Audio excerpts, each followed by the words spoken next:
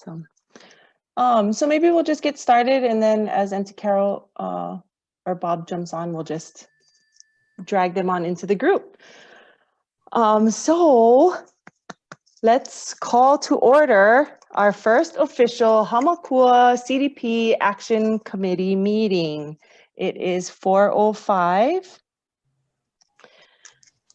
And so just a huge thank you to all of you for making the time to attend today.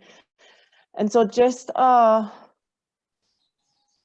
reminder that we are being live streamed right now to YouTube. And so there were also, the recording will live there on YouTube. The planning department has set up a its own channel, and so you'll find all of our board meetings are kept there, and so you can access it via the link on your agendas. You can also search for County of Hawaii Planning Department within YouTube to find that. So we're recording both here on Zoom and also feeding live to YouTube. Let's see. So we'll begin with a roll call, and if you can just unmute as we go through this. So let's start. Brad Kurokawa. Here. Mahalo. Jeff McKnight. Here. Nicolette Hubbard. Here. Rhonda Pollard. Here. Awesome. Crystal Kua. Aye. Tan Keeney. Here. Okay. And not in attendance thus far is Carol Ignacio and Robert Nishimoto. Okay. So just for the record today, I just want to note the planning staff that is on the call today. And so we have Bethany Morrison, Eric Cook, and Kara Bacher, and myself, Keiko Mercado. So we had no requests for public testimony and no written testimony that was submitted. And so we can get right down to business. So let me, as I'm sharing my screen, let's see. So business item number 1 is orientation and functional overview of the Action Committee roles and processes. So as I'm sharing my screen, I think, 3/4 of a year into this pandemic, we're all becoming experts at virtual meetings. And so I don't want to bore you folks with the same old kuleana that comes with a virtual meeting. So, and we're a small group, so I think we can manage without too much interference. Share. So I will also share that if you hear sounds from the kitchen, it's because my child is deciding to make himself a snack in the middle of my meeting, which is fine. All right, so let me get everybody can see the screen? Yeah, great, awesome. So let's go from here. So also feel free to use the chat if you have a question or a comment that comes to mind, and we'll be sure to save the chat at the end of the meeting. Just also a reminder that when we save the chat, it saves everything, even if it's a private message to someone else in the group. So just a reminder to be conscientious about that. So let's get started. So we're going to go through this, rather quickly, because most of this was shared in the orientation, but understanding that orientation was now a year ago, not to the day, but pretty close. We just wanted to go through this real quick to remind us of why we're here and what our kuleana is. And so the AC kuleana is defined in Hawaii County Code section 16-4, and you folks all have a copy of this in your resource binders as reference. But the the purpose of the CDP Action Committee is to be a proactive, community-based steward of the plan's implementation and update. And so the broad picture, Kuleana for the AC, is to provide guidance and advocacy to advance implementation of the CDP goals, objectives, policies, and actions, to broaden community awareness and participation, and to build partnerships. And then the planner's Kuleana is to serve as a bridge between community and the planning department, coordinate plan and program development and facilitate implementation, and review land use applications and environmental assessments relative to the general plan and our CDPs. So our Kuleana is strongly connected to our spheres of influence, which is, this is also a slide that Liana shared with you folks during our orientation. And so, of course, an example of where you might have the most control is this grassroots coordination part. So say you find a community action that you're excited about in the community action guide, and you and another AC member decide to form a community group, or you join an existing group that is already working on it.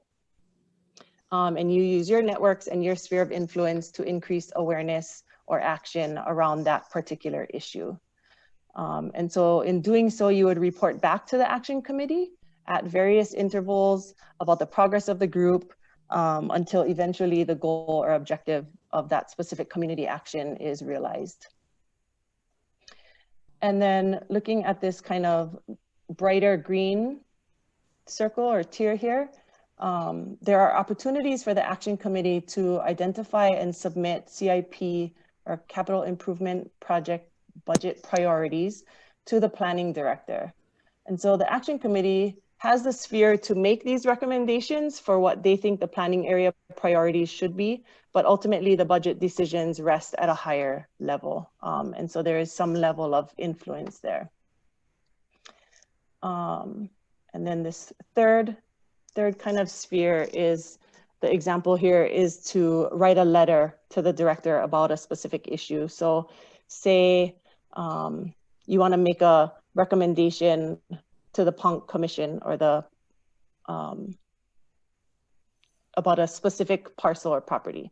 And so that's an appropriate letter for the AC to write. And we'll talk a little bit later about subcommittees, but some of our action committees have actually formed investigatory subcommittees to put together PUNC submissions.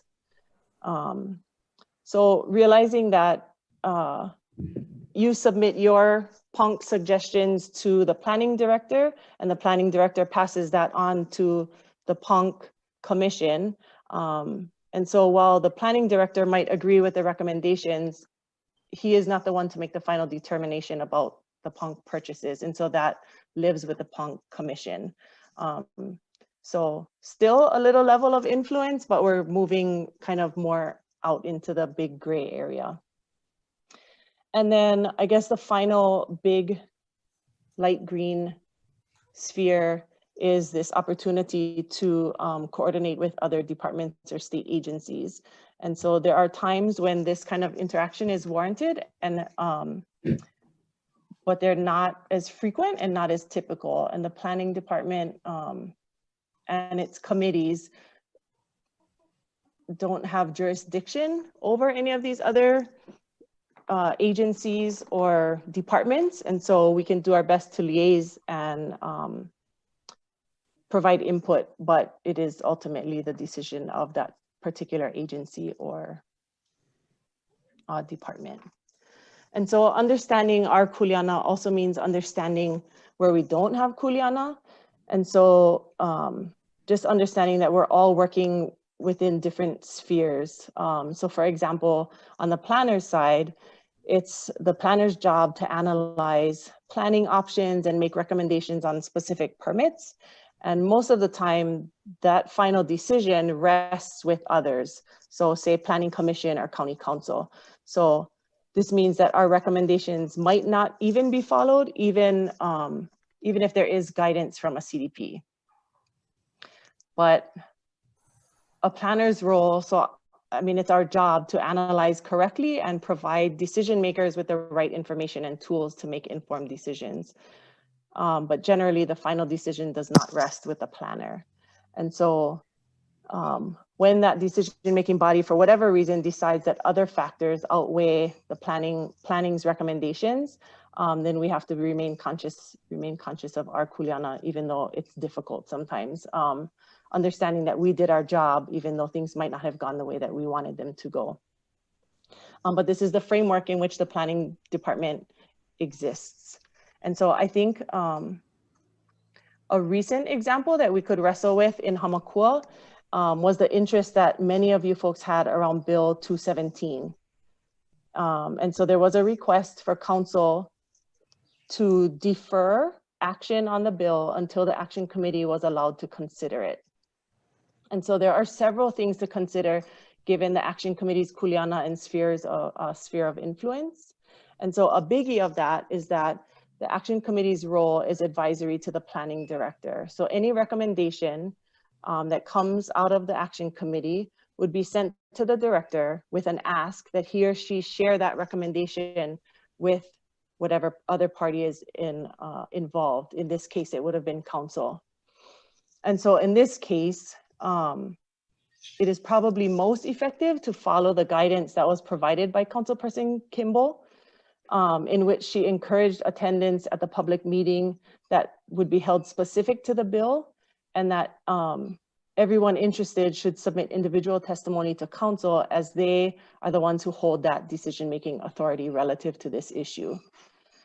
So also another important thing to consider is the networks and community groups that each of you belong to and operate within. So understanding which of these groups could also appropriately provide testimony to council or organize time to sit down with council members or organize community members around the issue as well. And so the Community Action Guide outlines roles for the action committee relative to the community actions that were identified. And there are some community actions relative to YPO as well. And so I just have one more slide, and then we can open it up for any questions or comments if you folks have.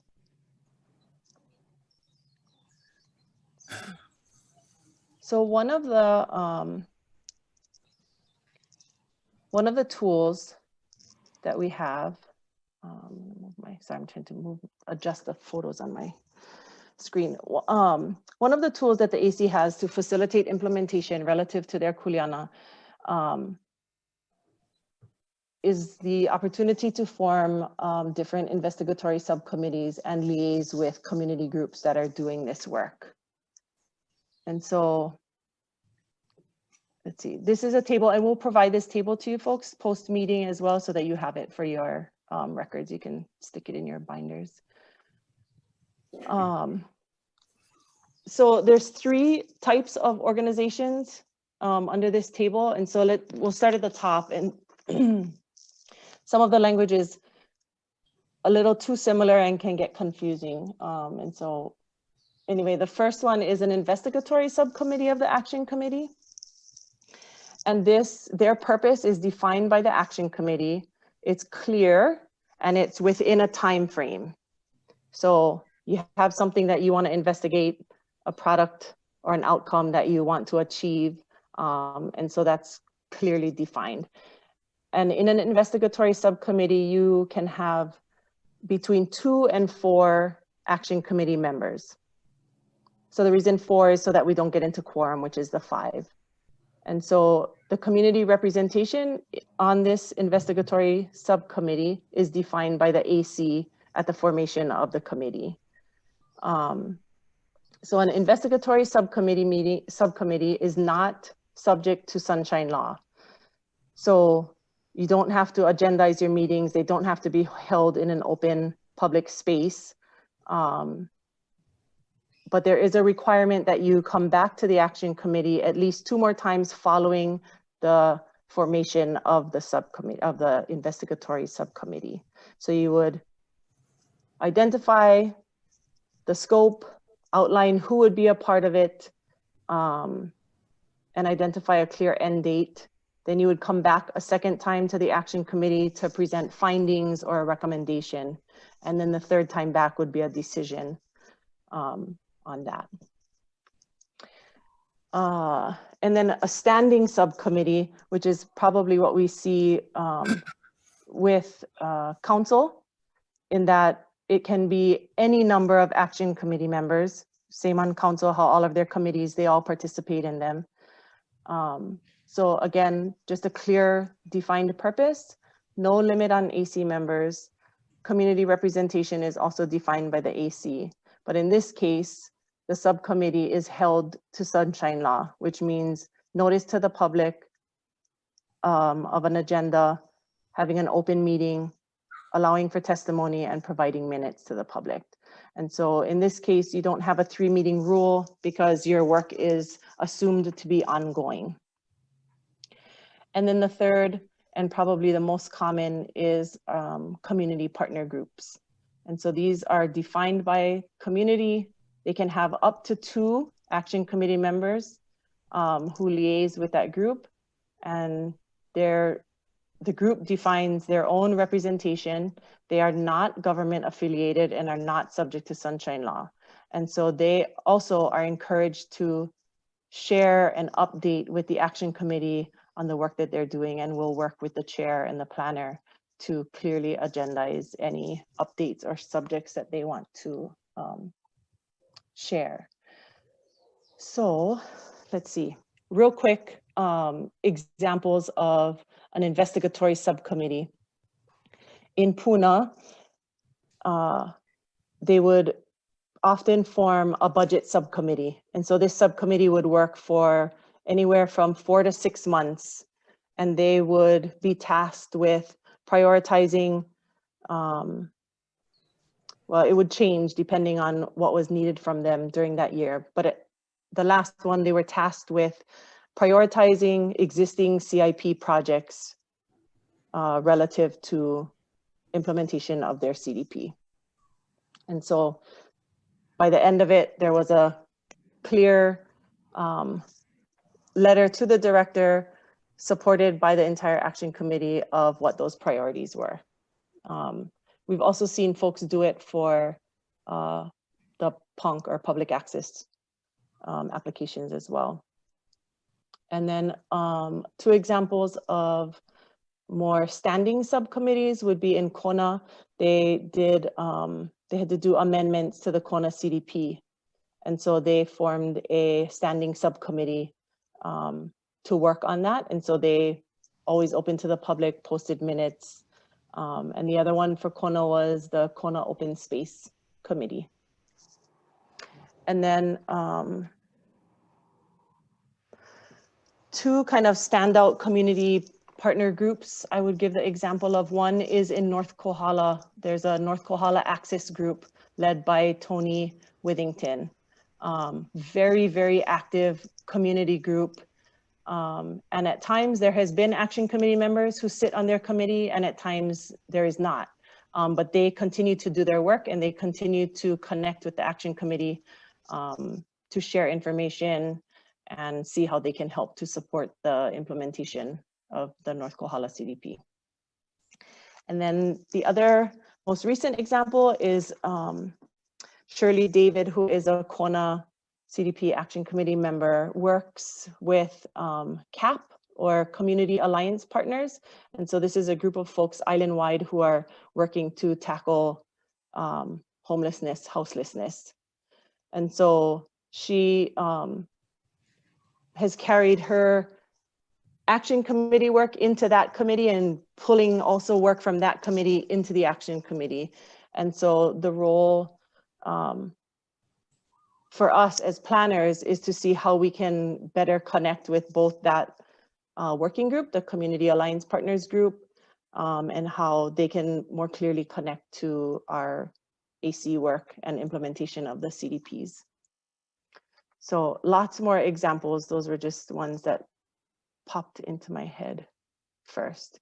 So let me stop sharing. I know that was a lot of information, and we'll share this slide deck with you folks too. But I'll just open it up to see if folks have a couple questions, comments. You're on mute, Ton. again. Great. So I do have a question. I am not sure that I understood what you were saying in regards to the request regarding YPO and the consideration of bill, is it 217? I can't remember, before the county council. And so I might have written a letter to Representative Kimball or Councilwoman Kimball asking to have the decision deferred or voting deferred on that bill until after the community development plan had been able to meet and consider the bill. And I think you were explaining that communication took place possibly between Councilwoman Kimball and the planning department. And the outcome of that communication was that the community development plan action committee did not have a place in addressing that issue. Is that what you were saying? So maybe Bethany can more clearly explain that. But what I was referring to was an email chain that was sent.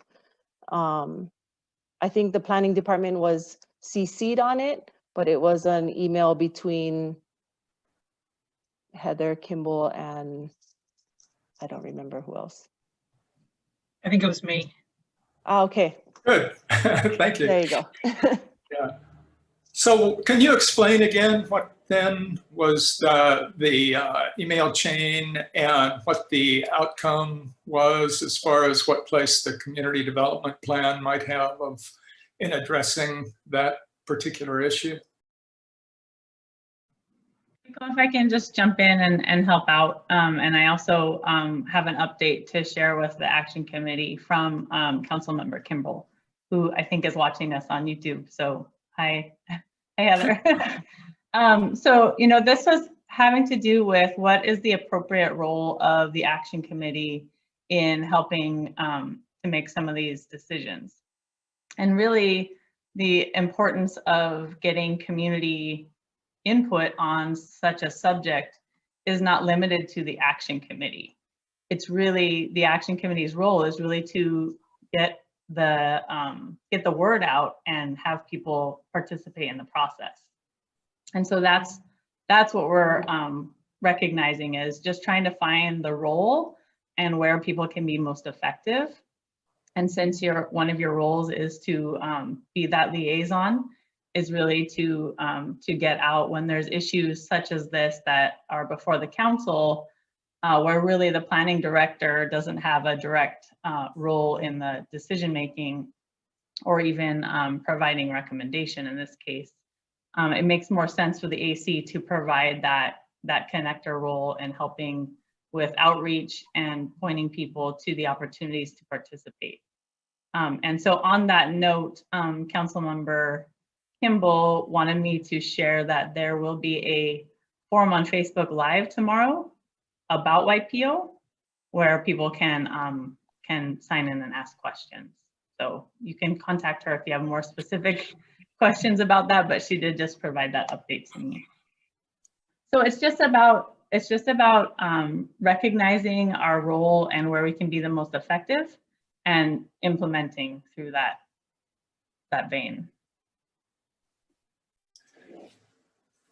Is there, imagining that YPO, the issue involved there might be representative of any number of issues that might arise in Hamakua. Is there some way of determining what issues we do have a role for making recommendations and what issues we do not have a role for making recommendations?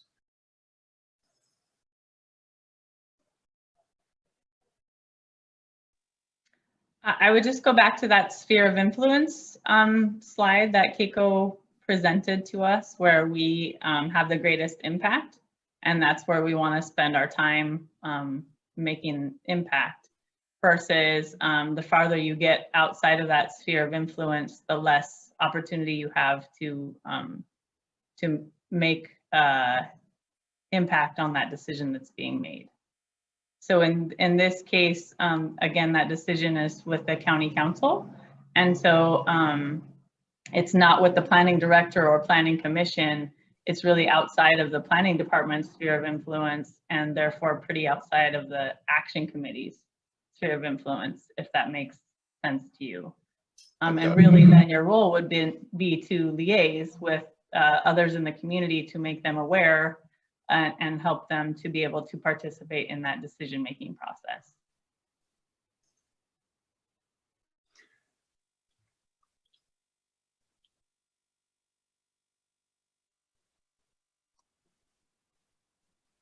Anybody else have question, comment?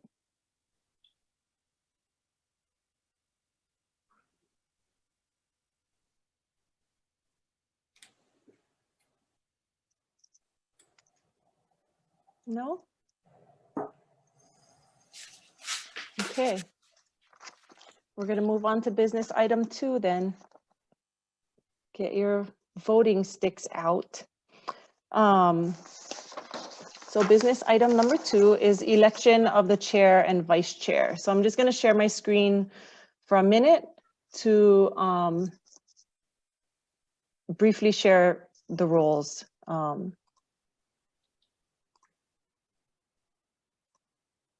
Of the chair and vice chair. So let me just share this real quick. Okay. So the chairperson and vice chair are elected by the action committee annually.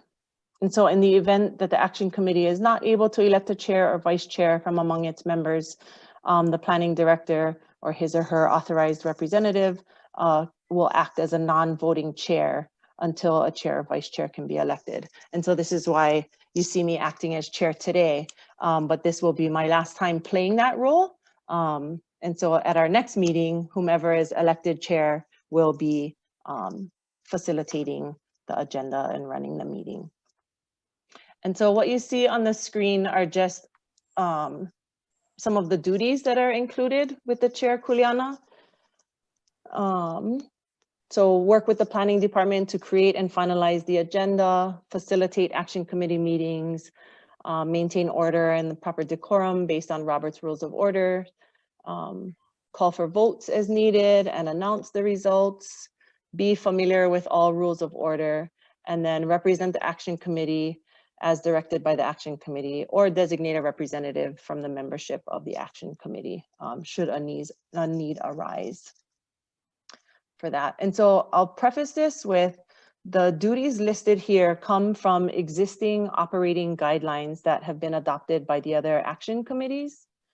And so the adoption of the Hamakua AC operating guidelines will be agendized for our next meeting. And so you guys can more formally decide on some of these actions. So I'll stop sharing as we return. And so I'm gonna ask that let's open the floor to any nominations, and maybe we'll start with nominations for chair. And once we have nominations and seconds, then we can go ahead and discuss.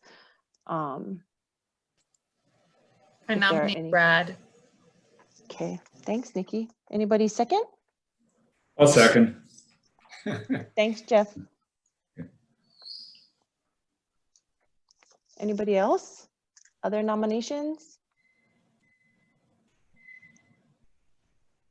You got to discuss that one first and vote, and then if there's any other nominations. Got it. Okay, let's talk about Brad. No, I'm just kidding. So yeah, we'll open up the floor for discussion. We can start with you, Brad, if you are interested or not interested. If you have further questions. You're muted. Brad, I think you're muted. Okay. There you go. I am open to it. I have pretty limited time because of my my caregiving situation, my dad.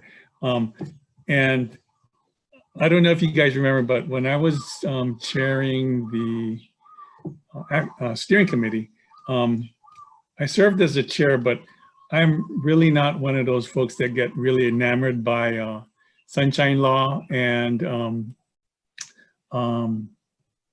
Robert's Rules of Order. And so,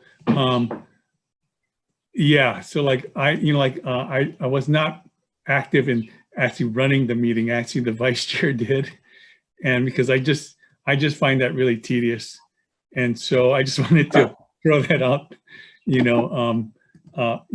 as something that, yeah, I'm definitely open because I suppose that I have a little bit of history with the CDP, but at the same time, I'm not one of these guys that love to run and like follow all the rules. So I know they used to kind of corral me in and say, okay, we got to vote on this, or no, we can't do that. So if you guys are okay with that, then I'm okay.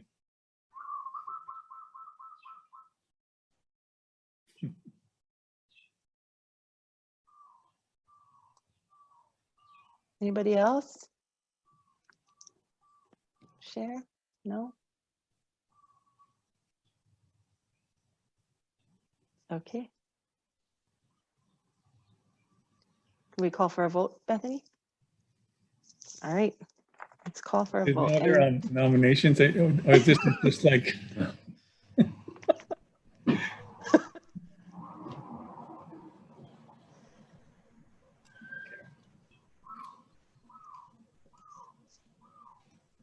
You could negotiate real hard with the elected vice chair.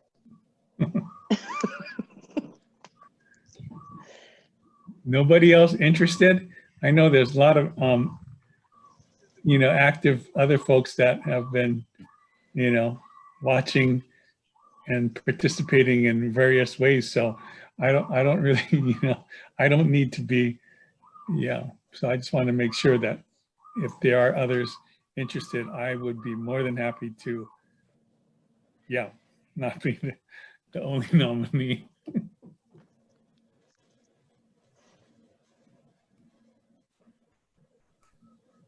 Ton?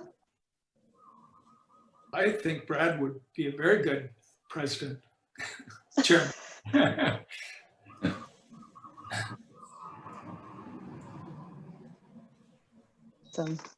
Okay, so we'll do a roll call vote just because we're living in this virtual world, and so it's not easy for everybody to see whose hands are up, and it might appear differently as we're live streaming to YouTube. Eric's gonna capture our votes, and we'll do the same, just unmute when we call your name. So Nikki Hubbard. I vote in favor. Awesome. Jeff McKnight. Vote aye. Yes. Awesome. Rhonda Pollard. I vote yes. Ton Keeney. Yes. Crystal Kuhl. Aye. Brad Kurokawa. Sure. Awesome. It's unanimous. Congratulations, Brad. Okay, moving on to vice chair. So again, we'll open the floor for nominations for vice chair.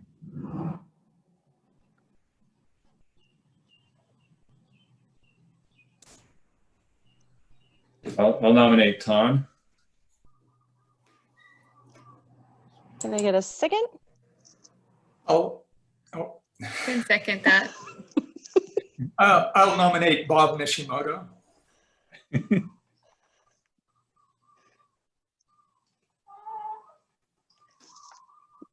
What do we do in a case when someone is not present, Bethany? I'm sorry, I don't.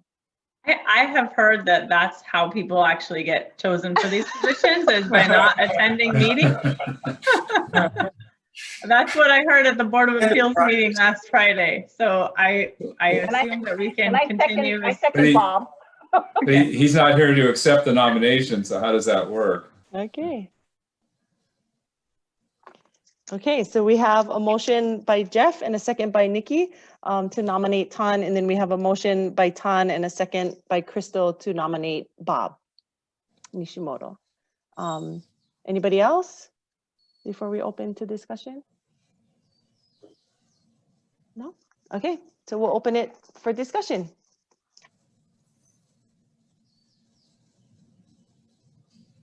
I'm just wondering what happens since Bob's not here to accept the nomination, how that would work. Is there anything in the guidelines from Puna that speak to that, Keiko? No.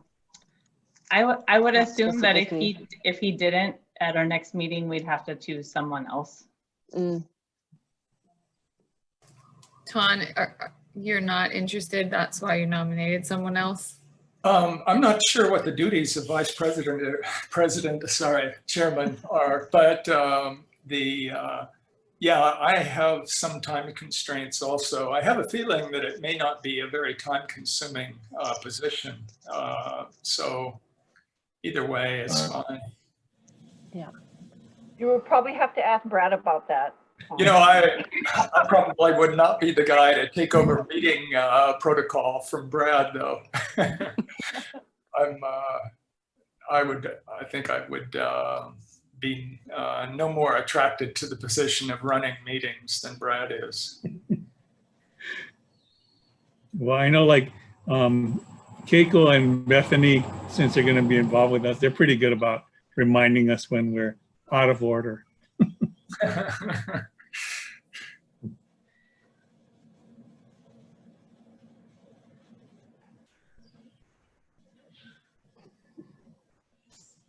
Okay.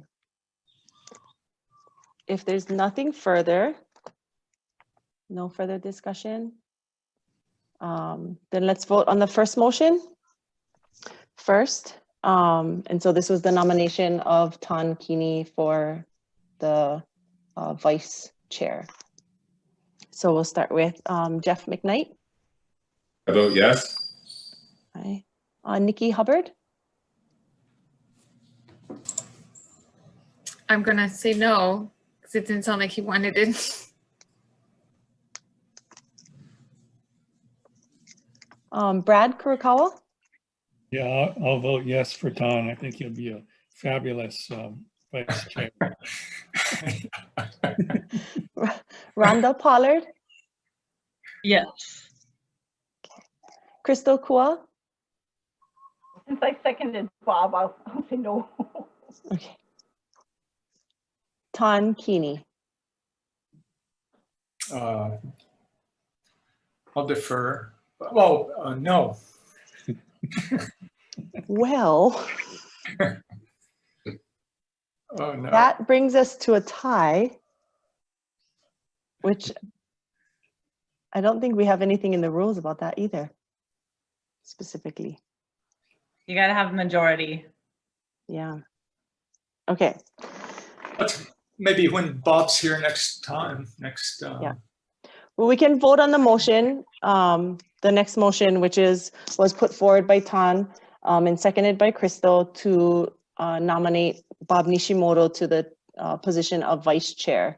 And so we'll vote on that. And then post-meeting, we'll get in touch with Bob. And if it's something that he's not comfortable with, then we can amend at the next AC meeting. So let's start with Tan Kini. Oh, yes. Crystal Kua. Aye. Jeff McKnight. I vote yes. Rhonda Pollard. Yes. Nikki Hubbard. Yes. Brad Kurokawa. What are we doing now? We're voting on Bob? Yes. Oh, so we get, and then if you voted yes on Tan, you can still vote yes on Bob? You can, because it's a separate motion. Oh, okay. See, I tell you about those rules. I vote yes then. Okay. So it was moved and seconded and voted in favor to elect Bob Nishimoto as chair. So we now have our officers, congratulations, folks. We'll do that. And so if for some reason when we speak with Bob, he is not comfortable with the idea, then we will let you folks know right away, and then we can prepare for the next meeting to do another election. All right, so. Please don't forget to share with Bob about running the meetings. Okay. Let's see. So at this point, we are on business item number 3. Recapitulation of the comprehensive general plan review and update process. And so happy to have Bethany Morrison here to provide the action committee with an overview of the general plan comprehensive review and update, including the role of the action committees in the process and upcoming opportunities to provide additional input. So I will share screen and then just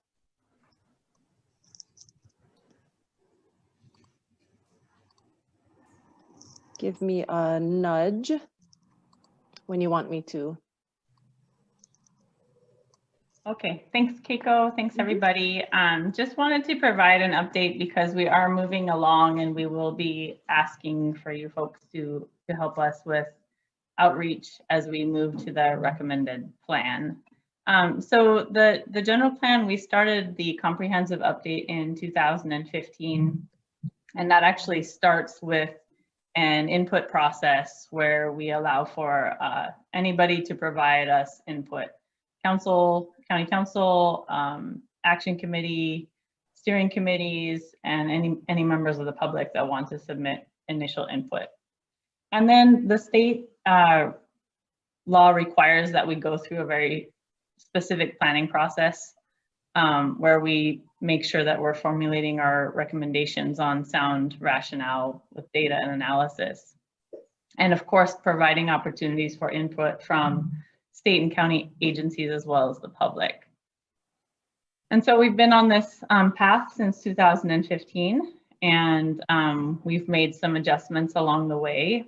The structure to the general plan is also prescribed by the Hawaii Revised Statute state law, in that it has to contain these objectives, policies, and implementation actions. And then finally, you know, the general plan is really the long-range planning document for guiding the county in our decisions for long-range infrastructure decisions and land use. And so it's really geared towards a specific audience of implementers, the planning director, the planning commissions, county council, and then county departments that all have a role to play in forwarding implementation. Next slide, Keiko. So the general plan that we have now is the 2005 general plan that was last updated in 2006 significantly. There's been a couple of shifts along the way, but it hasn't been comprehensively reviewed since then. And so when we initiated this process, we knew that we had to collect various data points. And thankfully, we had CDPs that were either adopted or in progress when we started to be able to pull from. And so the goals and the vision of our general plan is directly a result of our CDP work, where the community said, these are our goals, these are our objectives. And so we went through an analysis of the CDPs to really make sure that there was alignment within those goals, and thankfully there is. You know, folks in North Kohala, Ka'u, Hamakua, all are concerned about preserving their rural lifestyle, right? And so that's a goal that can be uplifted into this general plan update. So we worked to analyze those CDPs to be sure that we were clear on our vision and our goals. We also did significant work to understand population growth and projections, trends and forecast data for the next 25 plus years, so that we could understand what type of a population we would be having here so that we could plan accordingly. We had staff do a heavy lift on policy review and topical research for all of the elements that the general plan covers. So really what has happened to change in those elements since 2005? You know, there's been a lot of state planning efforts and even laws that have changed. And so we want to be sure that we're using the most current data as far as policy and technical research that's available to us. And then the other path that we embarked on was really a scenario planning exercise, which requires use of GIS, geographic information systems, and it enables us to create models and monitor the results of those models, and also make some changes to those models to test different scenarios that we might want to achieve. And so we've been using the goals from the community plans as kind of our creating our best case scenario that we can. And then the rest of it is how do we achieve that goal, right, in that plan. And so coming up with the implementation strategies in order to accomplish that. We came out with a draft general plan in last August, and we engaged with the action committees and the steering committees. Well, I guess there weren't any steering committees, only action committees at that time, to help us engage in the communities and outreach to provide as much input as we could get on that draft. And now we're working on our recommended plan, which incorporates addressing some of the feedback that we received on the draft. Next slide, Keiko. The role of the action committees, they play various roles along this process. As I mentioned, it started with input from the action committees. And so each action committee divvied it up differently and did, there might have even been some subcommittees that were created in order to provide that input. And then as we've moved forward, we've engaged with the steering committees and the action committees along the way to help test some informations and also to help share out opportunities for community input. And so the role of the AC is very clear in providing that support through this update process to be sure that we are in line with your community development plan and its role. The other thing I wanted to mention, I think the other critical place that you guys have fit is we did do some, oh, that's the next slide. I'll save that note. Next slide, Keiko. All right, okay, so as I mentioned, we did initial input where the action committees provided us initial thoughts. And then in 2016, we did some big public workshops and technical workshops where we invited steering committee members and action committee members to attend. I think Brad was in attendance at some of those workshops with us. And then in 2017, we began to introduce the networked approach to community-based actions. And this was based on the input that we were receiving. So we wanted to start rolling out what we anticipated for the next round of what would be our CDP program. And so we got some feedback in 2017 based on that information. And then in 2018, obviously, we had our Kilauea eruption. And while it sort of stalled our planning process because many of our staff started providing the response and recovery support for the county, it allowed us to have an opportunity to engage in that process and collaborate. And in that case, we worked with the Puna Action Committee specifically to help them guide that recovery process. So then once we kind of were able to get our feet under us from that, we got back to the GP. And as I mentioned, in August of 2019, we rolled out a draft.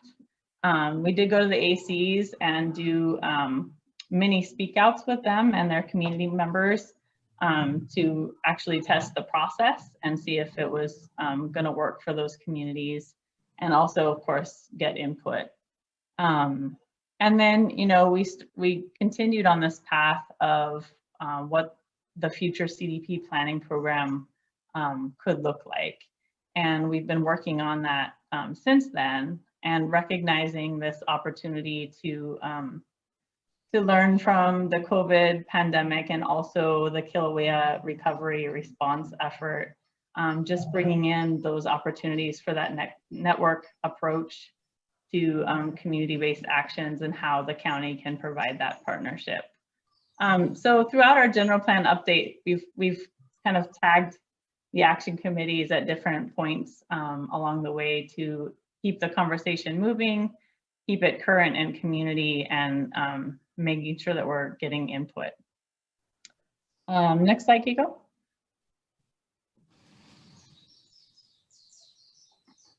So just a note on that outreach process that involved the action committees. We did kind of 5 different modes. We received almost 4,000 comments on the draft, which was pretty extensive. Most of those comments had to do with natural resource planning, infrastructure, and land use. Those were the heaviest hits. And so we've been working to sort those comments and put them into buckets so that we could address them through this next recommended draft. We also took the opportunity to synchronize with the Kilauea recovery planning effort, as well as the multi-hazard mitigation plan. And there's some really good hazard avoidance strategies that have come from that collective work. And then we've had a little bit of delay just to address the pandemic and some of the staff capacity that we lost, but we're moving ahead. And next slide, Keiko. And these are the refinement objectives. Once we got through the comments, we got together and said, okay, what do we need to accomplish in this recommended draft? And so clear authority and purpose, that came from many comments about questioning our language or questioning where the authority was for different roles in the general plan. CDP 3.0 is what we're calling the next planning program for our CDPs, in where we provide more guidance and more structure so that there's consistency among the plans. As far as orientation to implementers, that was something that was very clear, was not everybody knew where to go and whose kuleana was for certain actions in the draft. And so we're really designing it to be oriented to those implementers. We're providing clearer rationale. So there was some comments about, you know, how did you land on this particular strategy? So we're making sure that those decisions are understood. And most importantly, we're doing some land use mapping and infrastructure alignment to really address the need for us to be able to prioritize our infrastructure according to our land use needs. And we're using scenario planning in order to accomplish that. Next slide, Kiko. This is our timeline. We're wrapping up phase 4 as we prepare the recommended draft. We'll be moving into phase 5, public review of that draft in the spring, winter to spring, in a couple months. And then of course on through the adoption process. So in phase 5 is where we really intend to come back to you folks and ask that you help us get the word out so that we can get as much community input as possible. Next slide, Keiko. And so the next steps and the role of you folks on the general plan is really to help us with reviewing our implementation section, which holds our community planning program language. So we really want you to weigh in and provide us input on that section.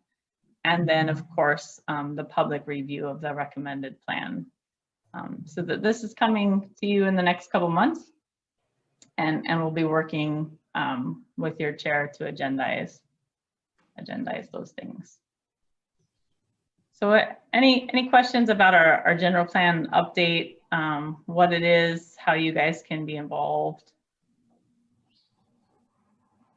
So, Bethany, I have a question, and that is, you know, with the recent charter amendment in terms of, I'm assuming that the amendment to make sure that the CDPs are, what was it specifically? But I'm hoping that, has that really sort of sunk in terms of like, you know, having the general plan and the CDP actually be the guiding document for the various departments. So I think as far as the capital improvement budget, we had already created a list of all of the capital improvement projects throughout the CDPs and also the general plan. And we provide that list to the department heads as they're creating their capital budget.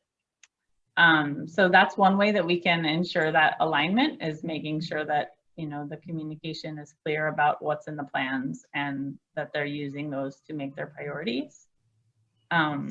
I will say too that we do have, you know, a new administration, and so as we begin the budget process, there's a bit of a learning curve, but an opportunity to better communicate and collaborate about the various tools that they have to understand what's in our plans.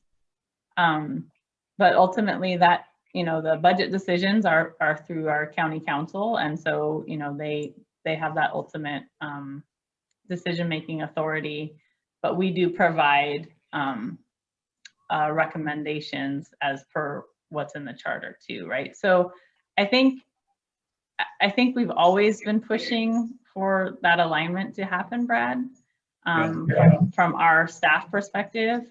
Yeah. I don't know how it will change processes yet. That's kind of yet to be. Yeah, because I mean, you know, it's obvious that, you know, it was pretty explicit in terms of, you know, having that that be the sort of the guiding document, but, you know, having been involved in that, you know, years ago, and the realities are that a lot of times the departments, individual departments, have their own priorities, and they don't necessarily, you know, follow the.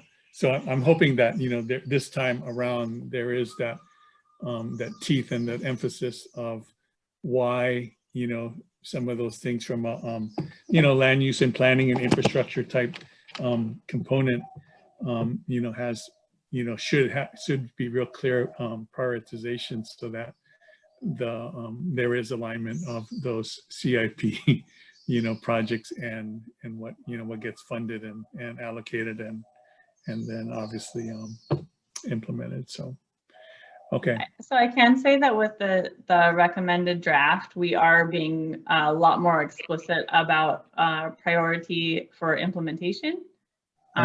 And so, you know, in order to accomplish the goals that we have set out, we've basically phased the implementation, and those decision makers will have that in front of them when they're making their budget decisions of if we're making progress towards those goals, or if we have other things that have come in that weren't anticipated. Mm-hmm. So I think that the way that we're crafting the draft is also to really get at helping answer these prioritization questions. Yeah. Okay. Great. Thanks. I have a question, and it goes kind of to the process. So is there any way, with that new administration, is there any way, first of all, do we know how the new administration stands on the details and the recommendations in the plan? And is the path toward approval of that recommended path, recommended approval for the plan, is that already set within the authority of the process? I just want to know, if, for example, if there could be any changes that kind of puts a wrench in the process.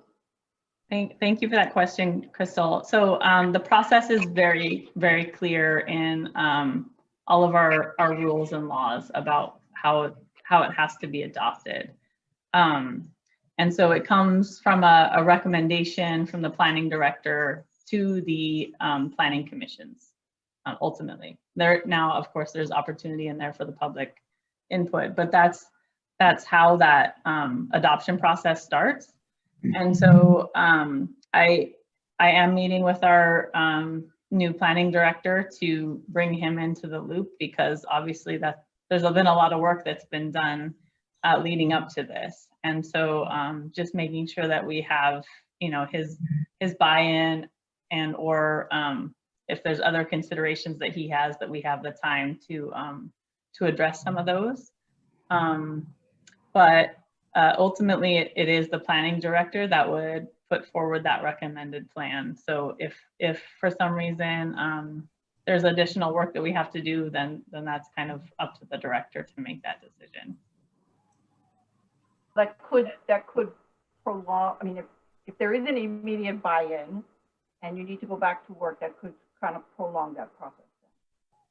It could, and that was a reality that we were kind of facing as we came out of COVID, recognizing that we weren't going to have a chance to get it moving forward under that past administration, but also recognizing that this plan, because of its importance, it really requires buy-in and support. And so we certainly didn't want to rush the process just to get that moving. So we made the decision to kind of, bring in any additional thoughts that the new administration has into this recommendation.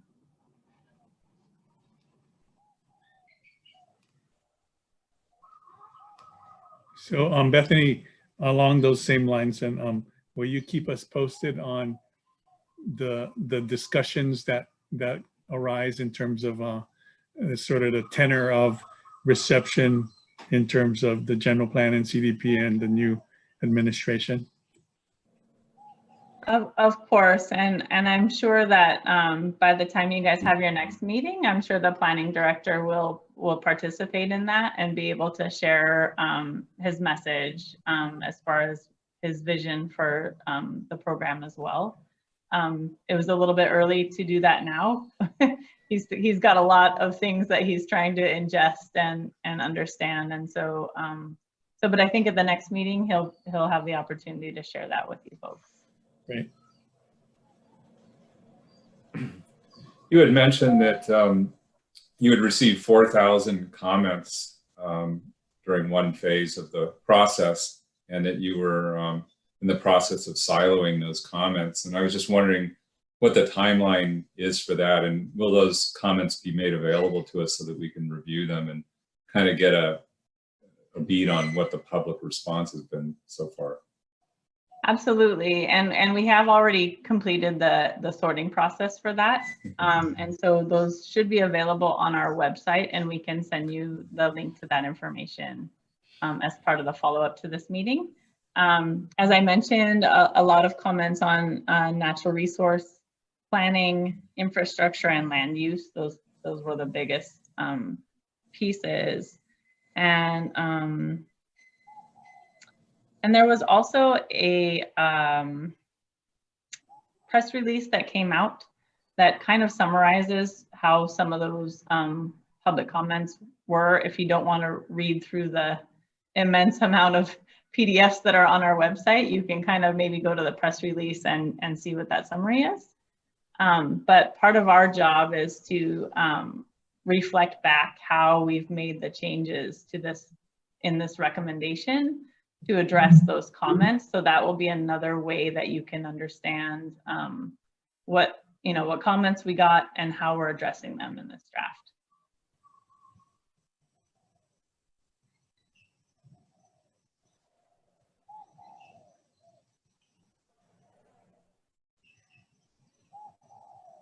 Any other comments or questions?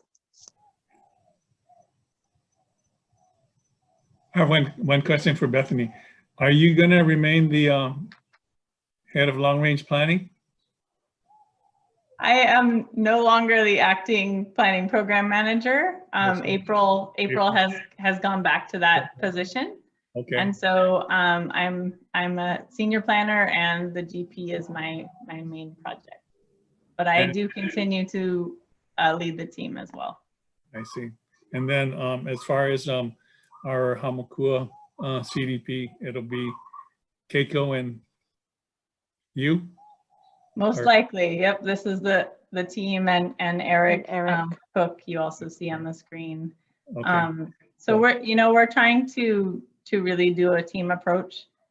And so you can email any of us with any questions that you have, and we work together to be sure to address those. But it's a little bit challenging to have one point person for every CDP because frankly, we just don't have enough staff to do that.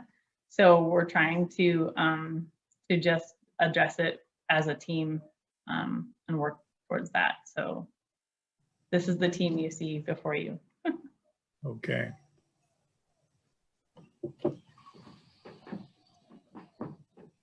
Okay, any other questions, comments before we move to our last agenda item? No? Okay, so agenda item number 4, County and Community Co-Learning Series Communication Tool. We have Kara Bacher, who will provide an overview of this. CLS is the easier term for it. So an overview of this CLS framework that's currently being developed based on the input provided by you folks and the other action committees when we were meeting last. And so I will again share my screen.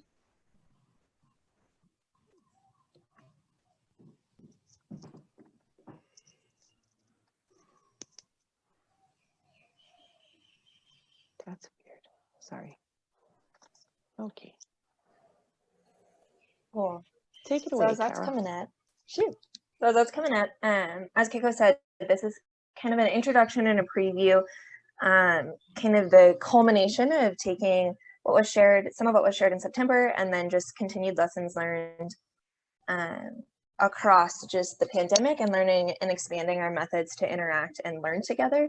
So the CLS, the Community County Co-Learning Series, focuses on improving the interface between community and county, and will initially be very specific around community development, but the hope is to be developing this as a model so that we can expand our touch points so community has a easier access to folks, but within kind of this proposed model, we're anticipating it would happen biannually, and in general, it's all about information sharing, education, and awareness raising, collaborative problem solving, and action in the ways that we can collaborate on that. And so this would be intended to supplement and complement the communications that are going to come from and out of the CDP Action Committee meetings in 2021.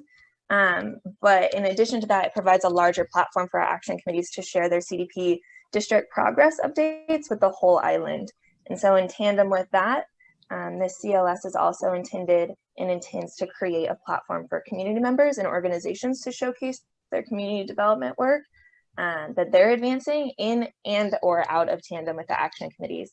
And we're hoping to really push the envelope on creative ways that we can be sharing and connecting around this. And so we have examples around virtual tours and other more engaging ways to feel that we're a part of each other's work. And so the CLS will support the community and community partnerships, as well as community and county partnerships with access to critical information and data, connections to technical experts, local and national experts, as well as resource partners, and provide, really the intention is to provide these learning spaces that we can sit and spend time in so that we can be building our networks to advance our district and island-wide resilience. And so that being said, the CLS in content is hoping to broaden the content and information that's communicated around community planning and community development beyond just our CDP specific updates. And so as we're hoping to continue working with each individual action committee to craft some of those more community specific strategies on how we best disseminate information, a lot of that not being virtual, this kind of will complement some of the learning and the education around that. And so this hopes to use a variety of formats anywhere from panel discussions, coffee chats, being more informal Q&As, capacity building workshops, educational and training videos, as mentioned, virtual tours. And this will also be a spot for polling and surveys that we will be hosting, but will also be a spot for us to collaborate with our action committees to be able to launch those off of kind of a broader platform. So in addition to creating spaces that will elevate action committee work and socialize other community initiatives, the CLS also intends to be a space where community can interface with county agencies, specifically Long, to provide more updates on that we don't typically get to at CDP meetings, including complete streets as an example, as well as then this being a space to more intentionally bring in some of our other agency resources and partners that may be ready or apt to speak to some of the projects that we're working on as they're being worked on. And so as a whole, the CLS will work in tandem with a new website communication strategy that is under progress, but that will include more regular postings, updates, and information exchanges to happen in between the AC meetings and in between these biannual CLS events. So as some of the information that you guys just requested to Bethany, so that we can be getting those pumped out as we do have updates that don't necessarily call for a meeting, but being able to create areas and access to information on a more ongoing basis.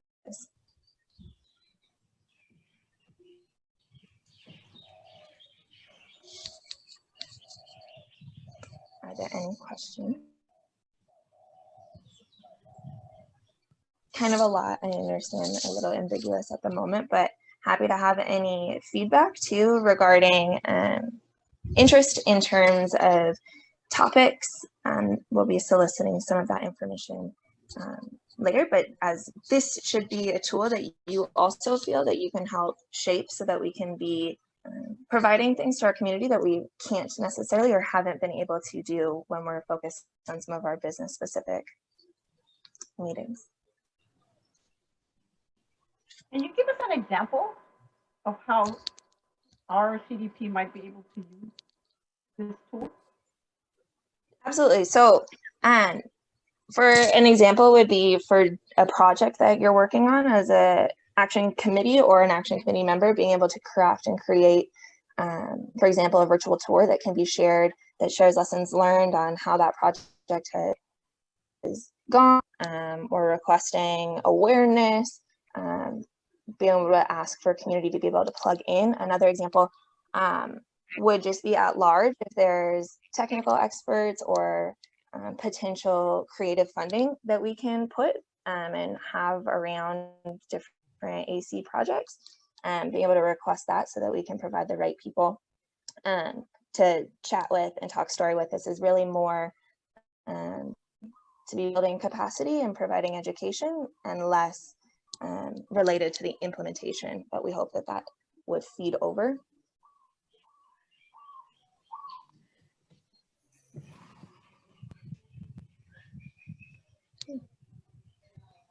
Are you expecting the implementation of this to be coincident with the emergence of the general plan? Or is this something that is going to be happening within the next month or two? Or what is the time frame on this?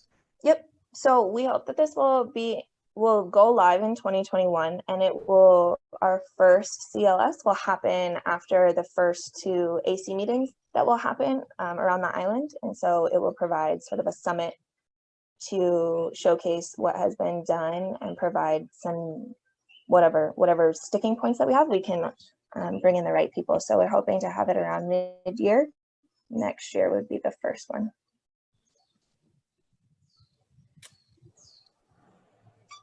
I have a, I don't know if it's the right time because it wasn't agendized, but you know, like in your sharing of this tool,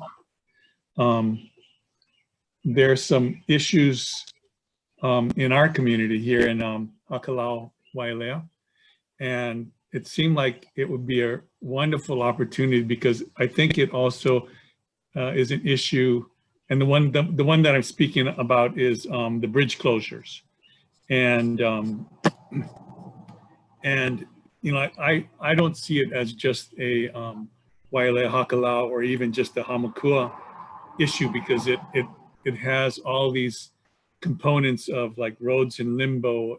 It has components of coordination with the federal, you know, FEMA funding, HDOT, the state highways and federal highways administration, and our various county departments to address this predicament in terms of alternative routes, especially in the on the Belt Highway, as well as in between portions of the community. So, and I've already initiated an attempt to reach out to a variety of these agencies.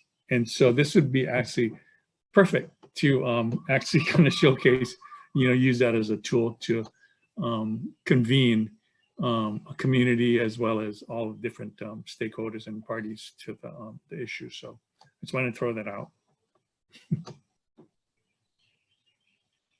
Yeah, thank you for that example. That's a great, would be a great use of it. And it's a great example of hopefully how the CLS can be a spot where our action committees can connect, similar to what was shared in September, and coordinate on lessons learned and share, depending on whether each community is individually there. So that is great. So I don't know if Heather's on, but I just wanted to, if she is, and because you know, I've reached out to Heather and we've been talking to, so she's definitely, I think, on board to help us in helping convene or you know, kind of partnering with the community and then the various departments and agencies. So I want to throw that out.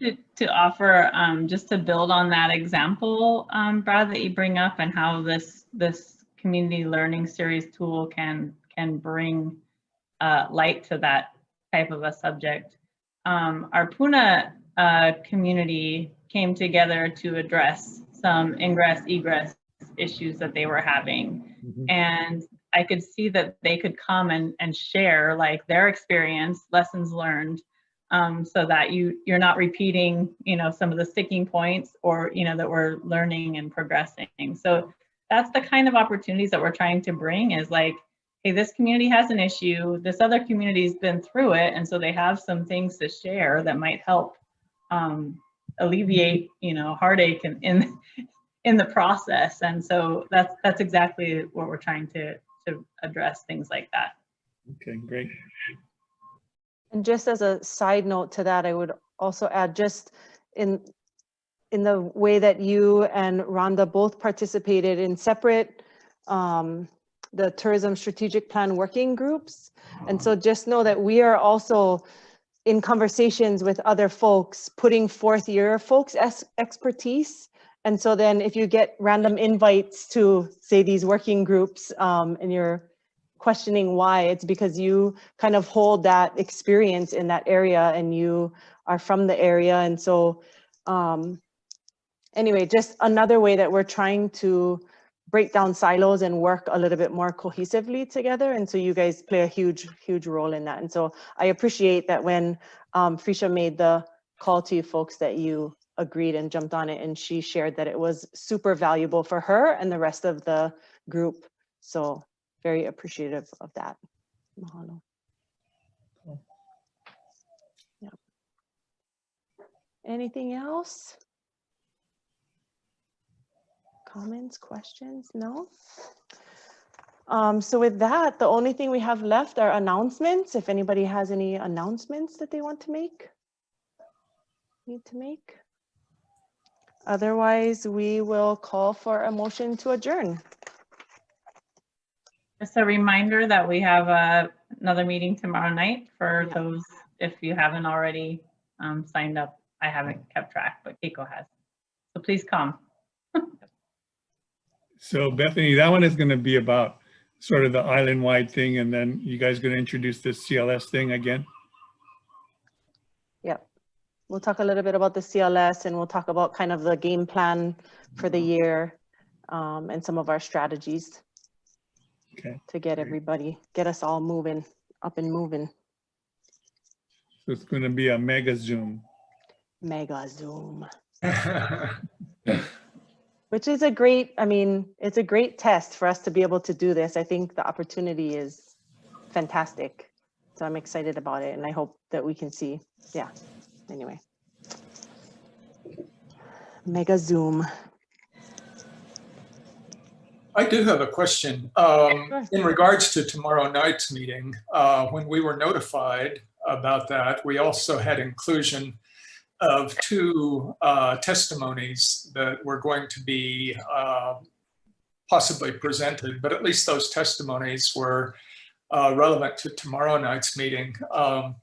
And I had a question about what is the role of testimony. You know, how does testimony fit in? Does testimony have to be addressing an issue that's on the agenda for the meeting? Or can testimony be, you know, in regards to pretty much any subject? It is supposed to be relative to a specific agenda item. I see. But it doesn't always stick so closely to that line. When does the agenda get set? When does the agenda get set? Mm-hmm.